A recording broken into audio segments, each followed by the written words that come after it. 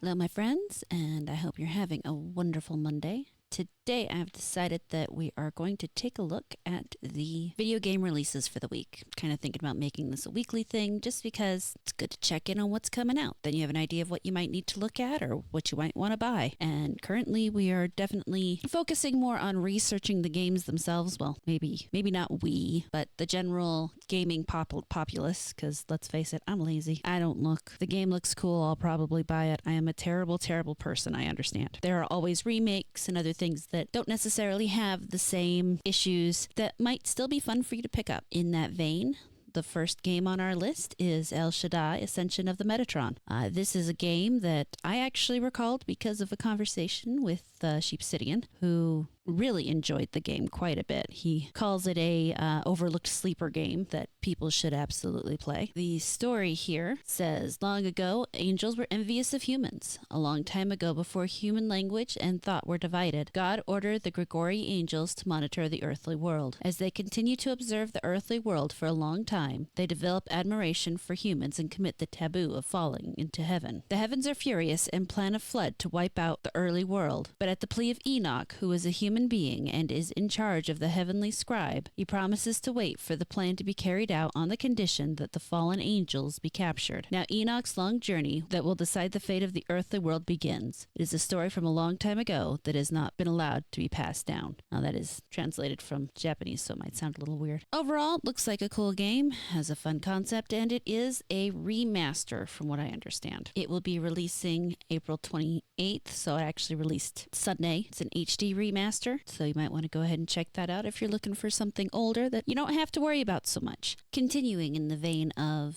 remakes or older games being re-released, we have Braid, the Anniversary Edition. For those who don't remember, this is a puzzle game in which you use to change the flow of time. From my recall, the story has its own little kind of a twist if you haven't played it before. The description says, solve puzzles by changing the flow of time in this remaster of the classic award-winning game Braid. This remaster has new puzzles, hand repainted graphics, and fully reimagined sound, and a completely unreasonable amount of developer commentary. I don't know how you feel about the developer commentary part, but it's there should you want it. I know a lot of people did enjoy this game at the time it released, and it will be releasing on April 30th. And still another remake, Front Mission 2. It was already released on Switch and is now coming out for PlayStation 5, Xbox Series X, PlayStation 4, and the Xbox One, as well as PC. This is not one I've played, so we're just going to give the website a nice little once-over. Some interesting graphics.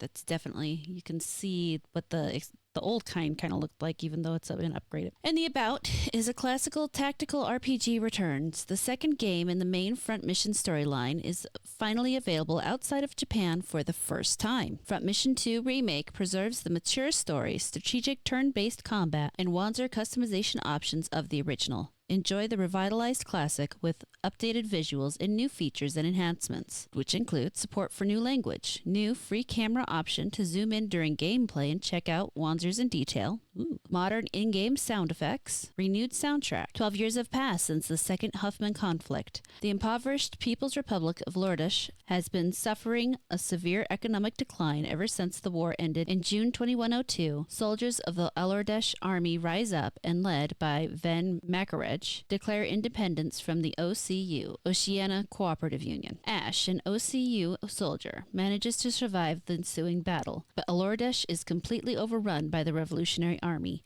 Ash and his surviving teammates infiltrate Alordesh's chaotic underground in an attempt to escape the country. However, they soon discover that there is a huge conspiracy behind the coup. In Front Mission 2, the perspective switches between three characters, Ash, Lisa, and Thomas, creating a world view that goes beyond a simple dichotomy between good and evil. So that could be a lot of fun. Old Japanese RPG that gets to be on American shelves for the first time. Been on Switch for a year, but will be releasing on, as I said, PlayStation 5, Xbox Series X and S, PlayStation 4, Xbox One, and PC on the 30th. I know recently Sea of Thieves has had its own drama going on, so some people may or may not be interested, but as I've said, you should definitely check out anything before you buy it. Make sure it meets whatever criteria you are using to buy your video games, and then do your thing. It has already been released for Xbox One, PC, and Xbox Series X and S, and on April 30th, it will release for PlayStation 5.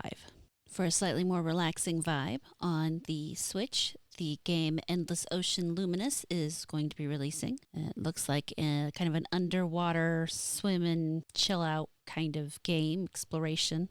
Does say, in fact, dive in and chill out, take a deep breath, and plunge into the veiled sea, an unexplored region with discoveries that can change with each dive. Discover the unknown. Scan creatures and learn about over 500 species of marine life, some of which are presumed extinct or even mythical. Hang out and explore together. Swim together in groups of up to 30 with a Nintendo Switch Online membership. Greet your fellow divers with a friendly gesture and then delve into the depths to share discoveries. So that's cool. Ocean exploration in a chill way that you can join up to 30 friends. I'm not going to lie, the 30 friends thing is kind of impressive. But for those of you who may be looking for a chill experience and you have a Switch, that will release on May 2nd. All right, next up we have Indica. It bills itself as an adventure game, and it looks like it has a pretty interesting premise. As it says here about Indica, play a third-person, story-driven game set in alternative Russia of the late 19th century where religious visions clash with a harsh reality. Indica tells the story of a young nun who sets off on a journey of self-discovery with the most unusual companion by her side. The devil himself, a not-so-ordinary nun. On the outside, Indica seems to be a typical nun attempting to adjust to a difficult and monotonous monastery life. Humble and innocent in her appearance, do not be deceived as this young girl has made a highly unlikely acquaintance as she speaks with the devil himself. Russia in a distorted mirror. Indica's unusual connection with the evil one leads her on an errand beyond the safe walls of the monastery. The world she discovers can only be described as a wild combination of comedy and tragedy, straight out of the novels by Dostoevsky and Bulgakov. An indie game where anything goes. Odd Meter is a small independent studio formerly based in Moscow and now operating out of Kazakhstan. Its members put aesthetics at the forefront and aren't afraid to tread the fine line of ethical norms. Their game is a great testament to that, as Indica constitutes an open challenge to the industry's established approach to creating video games. So that could be interesting. Let's see here.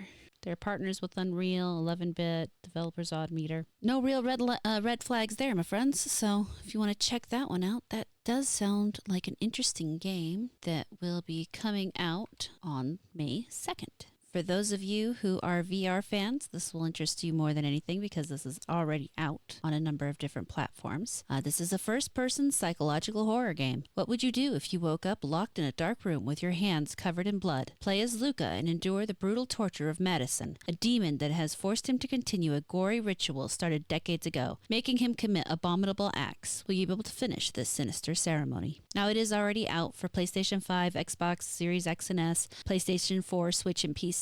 But on May 2nd, it will be releasing for PlayStation VR 2 for any of you who are into that. Also coming out is MotoGP 24 for those of you who are into motorcycle racing. Looks kind of fancy. Take a quick look at some driving here, maybe. Yeah, there are bikes and yeah, that looks cool. And what it says here is it only happens in MotoGP 24. The adrenaline rush of MotoGP 24 is coming, featuring the most authentic MotoGP universe, including the official 2024 championship and the riders market, enabling you to switch teams and experience the thrill of a brand new roster each season. MotoGP Stewards is stepping up the game with stricter enforcement of track behavior, which can be penalized for both the player and the AI. Climb the championship leaderboard by scoring points with the Live GP Championships, a new multiplayer mode conceived for the most competitive online races. Be ready for new challenges with realistic AI riders, physics, and adaptive difficulty. MotoGP will be available on May 2nd, 2024 on PlayStation 5, PlayStation 4, Xbox Series X, Xbox One, Nintendo Switch, and Steam. Apparently the Live GP is not available on the Switch version. So for you motorcycle people, May 2nd, check it out.